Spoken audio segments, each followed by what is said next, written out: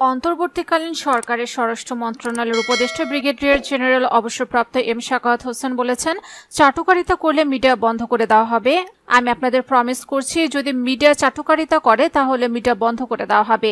রোববার দুপুর 12:30টায় রাজারবাগ কেন্দ্র পুলিশ হাসপাতালে আহত পুলিশ সদস্যদের দেখতে এসে তিনি কথা বলেন। স্বরাষ্ট্র মন্ত্রণালয়ের উপদেষ্টা বলেন, টকশোতে জ্ঞানগর্ভ কোনো আলোচনা হয় না, মিডিয়া সঠিক তথ্য তুলে ধরেন।